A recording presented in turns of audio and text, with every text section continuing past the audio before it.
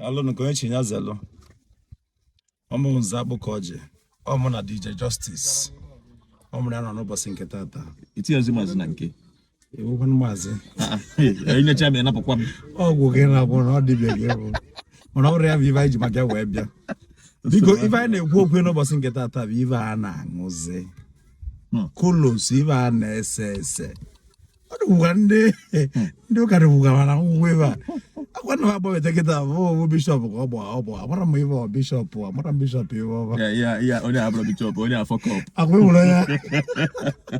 nwoke mmadụ gbakwara akpụkpọ amara m ọ kwụchala ụgwọ fuel ka fuel gwụnarịrị ya o wee gbalọgba nkịtị wee lata nọ na-akwali weta Sudan akwa Sudan ga na-akpa ya na-ebigharị rọba ụdị achọ fuel ive amara m ọ nọ fuel melere ka kolos onye abụrụ ego bishọp ka akwụkwọ ive anyị na-ekwule fụrụ ezigbo moto n'ibe a na-eyi as bishọp ọ bụ bishọp ive a wevụrụ ya onye mamụ nọ iwere ofu anya na-eyo dịka bishọp iwere anya nke ọzọ na-eyo dịka fọkọp onye na-egwu ogwe biko ka anyị malụ na ibe anyị na-eteki biko no ibe anyị na-aṅụ aṅụ ka anyị malụ ụmụ Igbo ụmụ okorobịa ụmụ agbọghọbịa maka na ọ bụghị sọnsọ ụmụ okorobịa ụmụ agbọghọbịa na-emekwụzi ebe ife ha sị n'otu ute a bụ ọkpọfee biko nu zele na aka n'ife a anapụrụ unu mkpụrụ mmiri unu hapụzie mkpụrụ mmiri nwa makpụzie na kolos ọ dịkwụzie ka mkpụrụ mmiri nwa ka mma ma mkpụrụ mmiri nwa kolos nwa zele na ihe a na-ese highness eji anata ego ka ọ na-akwụ ụgwọ eji highness arụ ụlọ eji highness arụ ụlọ elu ka ụlọ ana kedu eji agba ana my brother ike ahụgọ